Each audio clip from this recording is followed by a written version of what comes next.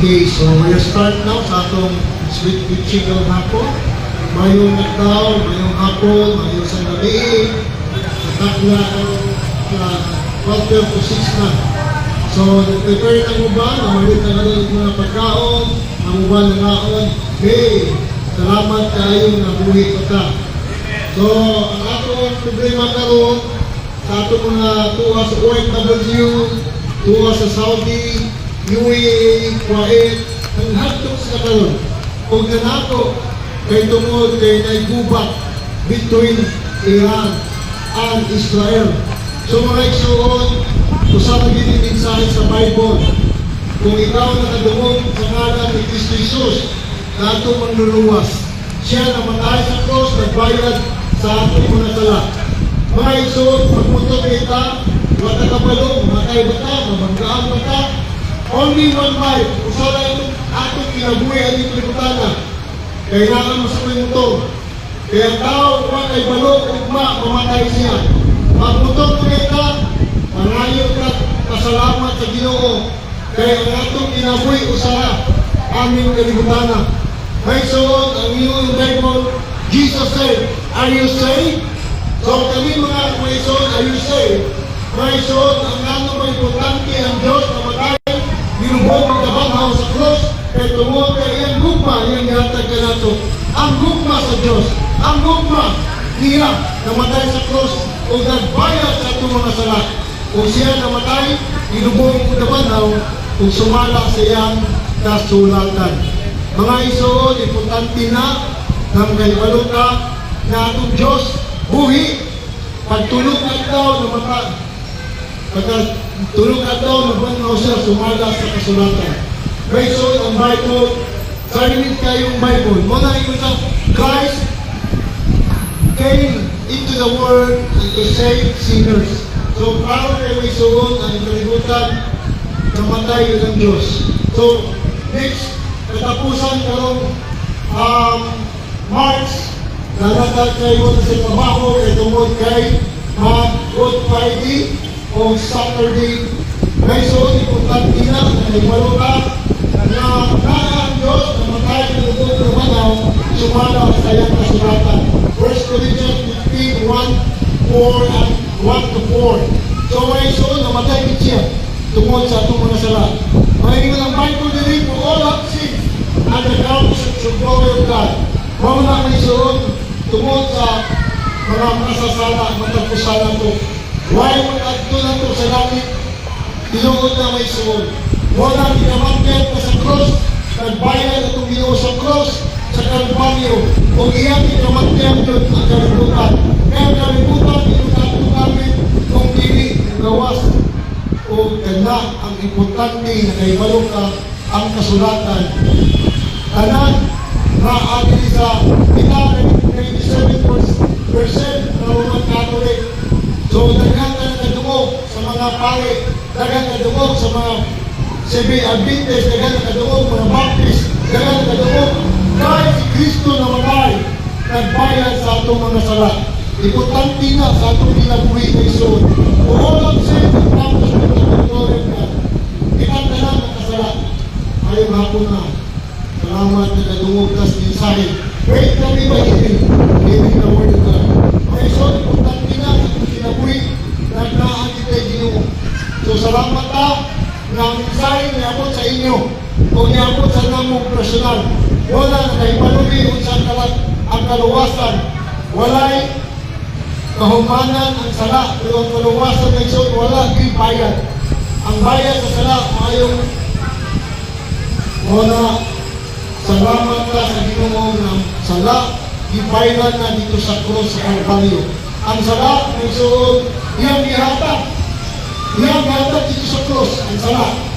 Kung ang bugma, o ang sala, ng isun na ito, ihatag ng sa mga atong kaaway. Kung ang sala, ng isun, di kamatyan sa atong Ginoo. Ang sala, o di kamatyan sa atong Hesus Kristo. Kaya isun, ang atong kaaway, sala. Ang atong kaaway sa tanas na. Why nakakita ito sa tanas? Wala may suot, ang Ginoo na matay sa cross, are you going to stay in Trinity? May suot, sana yun, ikayo. nakadungog man ka sa mensahe, nakadungog man ka sa Bible, nakadungog man ka sa mensahe sa Ginoo. I believe na kita tanan, nakadungog puta, mamatay siya, ginubog at kamanhaw, sumala sa iyang kasulatan. Kung ikuno ang Ginoo namatay ron, nagsakripisyo siya, kung nagbayad sa Ginoo sa ako yan ang kasulatan. Alright, salamat kayo. Stop sana. So, my son, mga amiga, amigo, yara, lalo kayo na inyong nanungog ang mensahe nga gikan sa Ginoo, mahitungod sa kaluwasan, Bison, kitang tanan ang inahanglan sa kaluwasan, mga kaigsunan, o bayain ang makahatag na nato o kasiguruhan, mao ang atong Diyos nga magluluwas na mao si Kristo Jesus na namatay sa krus, ginubuon o nabanhaw sa ikatulong adlaw aron kita higala igsoon makaangkon sa kasiguruhan sa atong kalag. Unya dito sa langit nga higala, mga kaigsunan, hindi lang punta kataman lang sa pagkaduog ninyo ang mensahe sa Ginoo, kundi kiniinom gawaton yun, diya sa inyong kasing-kasing pinahagi sa pagtuo, kaya may doon pa kataman lang sa pagkaduog ninyo sa kaluwasan ang mensahe sa Ginoo.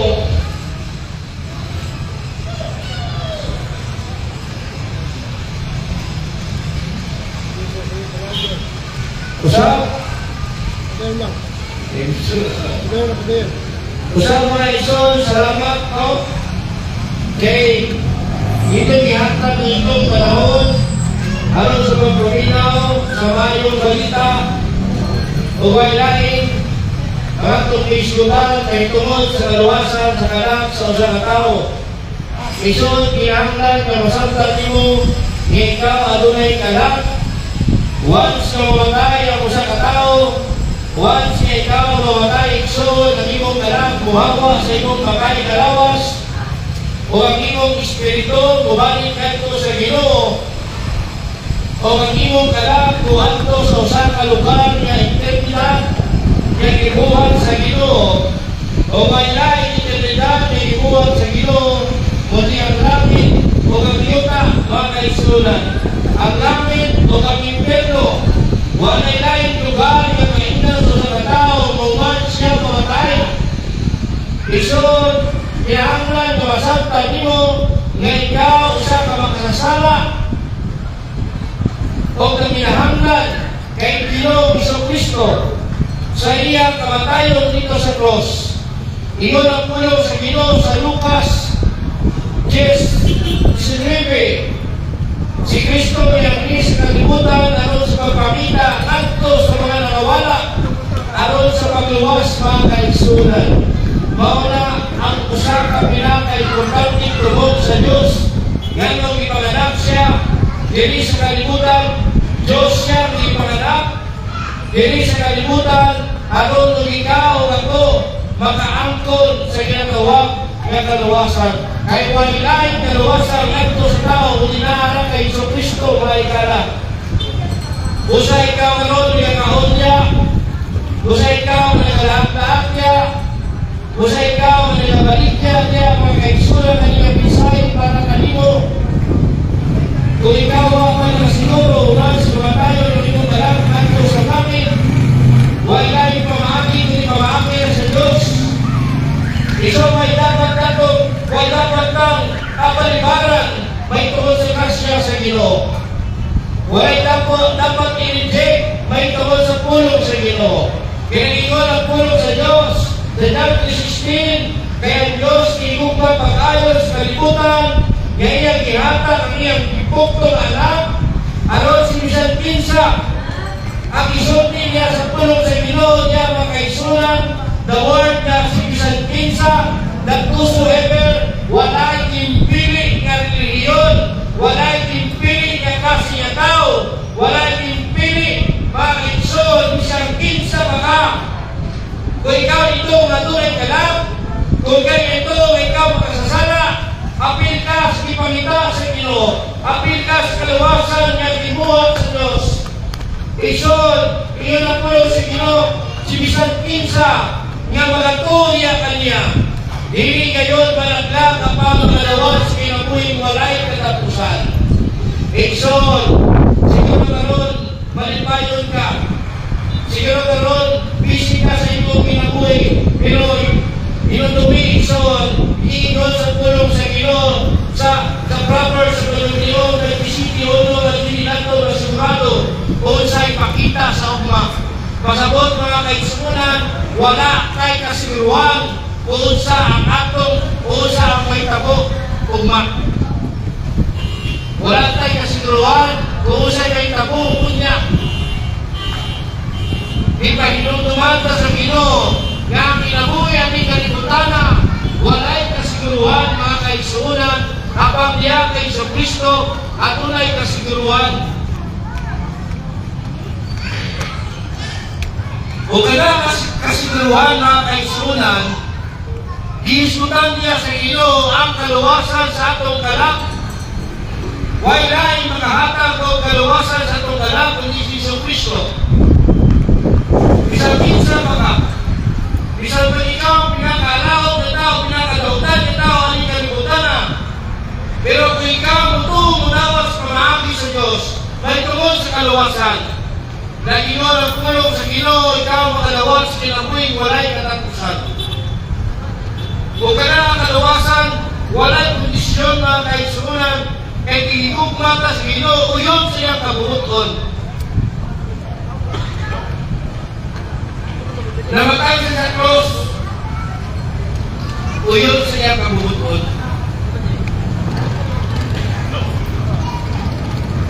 Usa mga higala, ako ipahatod ang mensahe sa inyo. Walay dapat ibatihan, walay dapat ibalibaran, kay dili kautan ikaw makasiguro sa imong kaluwasan. O dili kautan ang plano sa Ginoo kitang tanan ay paitangan kantos pagiluson. Usa kung usang klase ka ng relihiyon karon kadungog sa pulong sa Ginoo. Ayaw pagtuwa-tuwa sa pagdawat ni Kristo ng imong personal na magluluwas.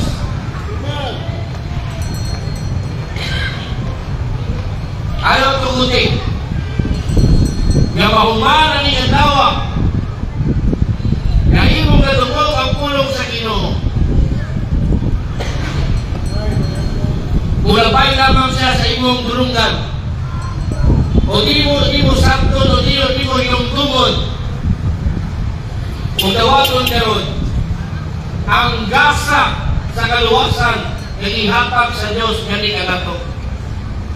Iso, kung gusto ka kalinaw sa kinabuhi, kung gusto ka kasiguruhan sa kaluwasan sa imong kalak, importante kayo, kaya mong dawaton si Kristo, kaya mong personal na magluluwas kung Ginoo sa imong kinabuhi.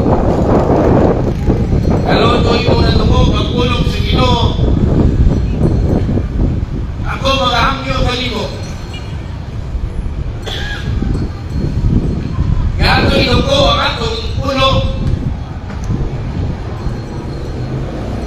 Kaya maghampo ta, kung imong itawag karon si Kristo na imong personal na magluluwas. Dinuntan mo ikaw daw. Kaya imong tawag si Kristo. Ginugo ka itong tulo.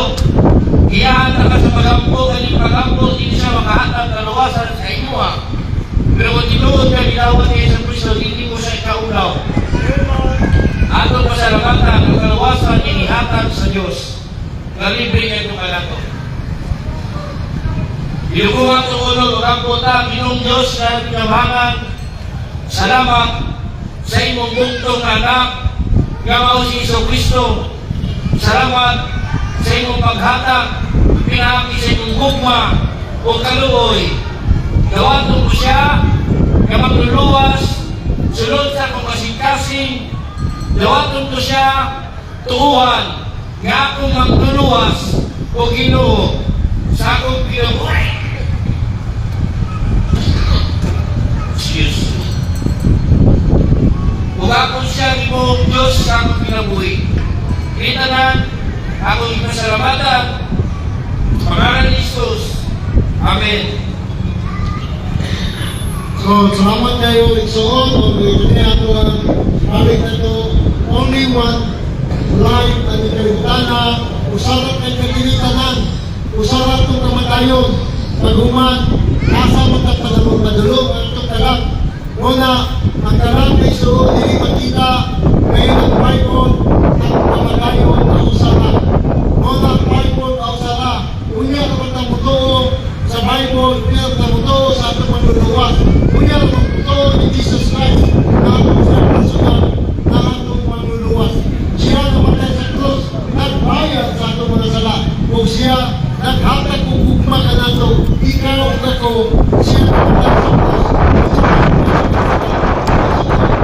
Hindi yun makahatag na ito kung pagkaakto sa langit. Mutuong kita niya na siya namatay sa krus, nagbayad sa atong mga sala. Mga isuod, kamatayon ni Kristo ang iyang ibayad sa itong mga sala.